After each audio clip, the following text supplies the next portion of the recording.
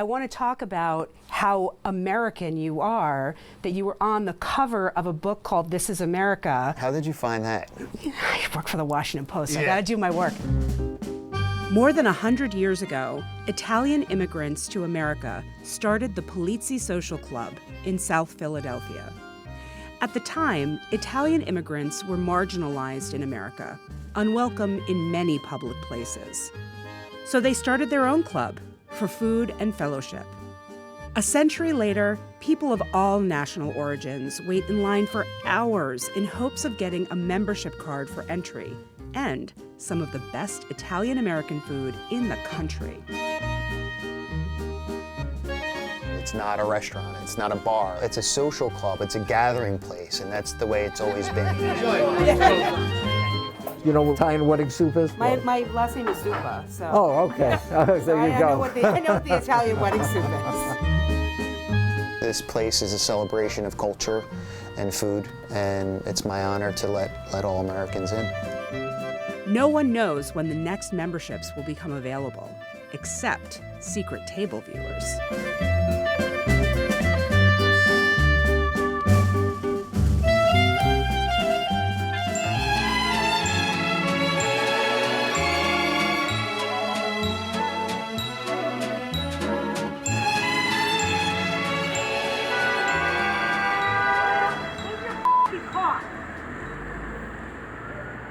This is the other Joe. Oh, you're Joe too. Nice to meet Oh you. my gosh, Yeah. Joe, because there's Joe the chef, Yeah. there's Joe the president, and what kind of Joe are you? I'm Joe. I'm just like a cook here.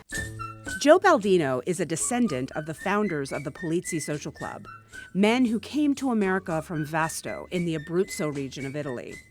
He was born in a house a few blocks away and came to the Polizzi when he was a kid. He went to school down the street, and when kids went home for lunch midday, Joe went to his uncle's cafe around the corner. When the club needed new ownership, Joe did not jump at the chance. I'm already a chef, I already have a restaurant, and my initial thought was absolutely not. Until I walked in the building. I hadn't been here probably in 10 years or 13 years. I hadn't seen the place. I just got goosebumps when I came in, and I looked at the photos that were on the wall and the charter that's hanging there and what it meant for these guys, and reading some of the ledgers and how this place was so important for them. I felt an obligation to continue something that was so special for them. I'm almost like a curator. I feel like this is like a little mini museum that I'm kind of in charge of protecting. Joe had a lot to fix when he took over, including the hole in the kitchen floor where Uncle Ernie fell and broke his arm while drunk. When it first started, it was only people from the town of Vasto, and then it expanded to just Italians in general.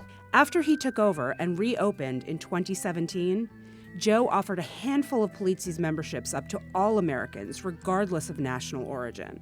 It's a celebration of my culture. Now I'm able to bring all Americans in to experience what I've experienced when I was a kid.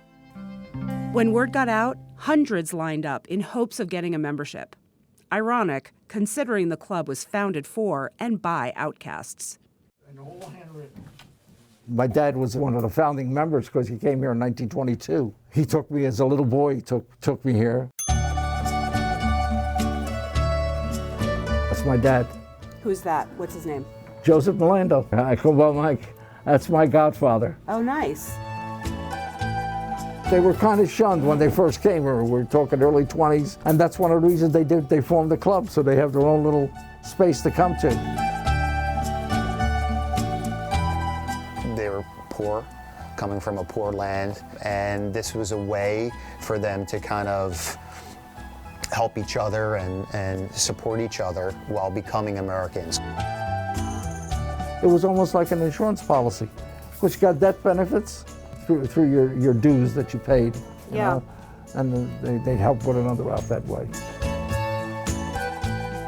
With the help of their fellow members, they were able to maintain their culture and assimilate as best they can.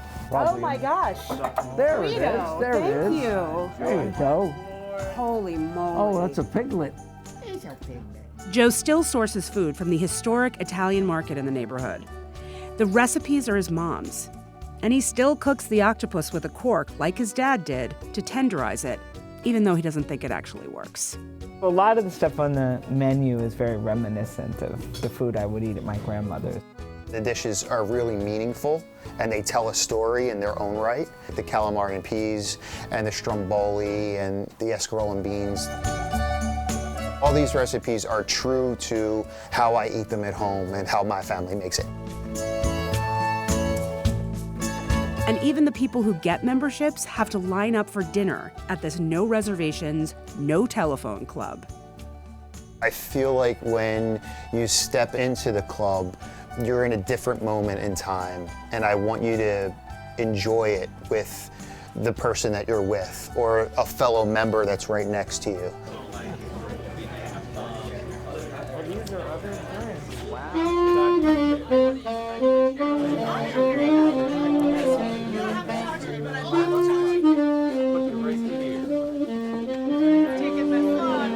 We both bring our Italian South Philly fathers, finally.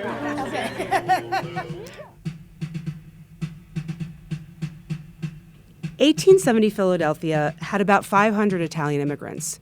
In 1930, there were 183,000.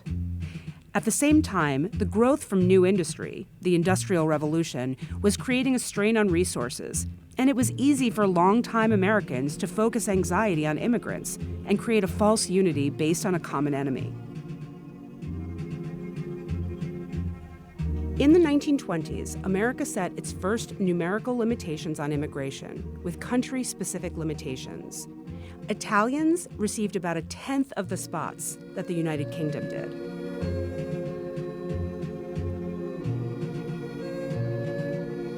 America was built on an idea that brave people from everywhere could come together in one place to make something new and better. But as America got older and new industries made life more complicated, immigrants were blamed for problems by people who had been in America a minute longer. On my mother's side, my family dates back to the Mayflower. On my father's side, it's Italian immigrants. So I'm not sure what kind of American I would have been considered 100 years ago. 3 escarole,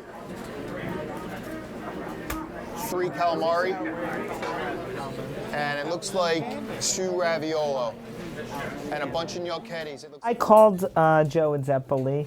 I didn't know him. I just left a message, not even for him, just saying, I have a book. You know, my dad was a member. Does that mean I'm a member? Immigrants still form social clubs today. And who knows? Maybe people will be lining up down the street for one of them a century from now.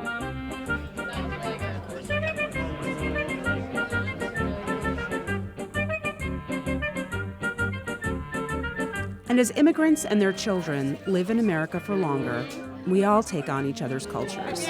We innovate. Cheers to everyone. We retain the best of our heritage, and we are all still Americans. It's a true American story, and that's what it's about, to be American, to come from a poor land to the land of opportunity and being able to become an American and have success for your future generations.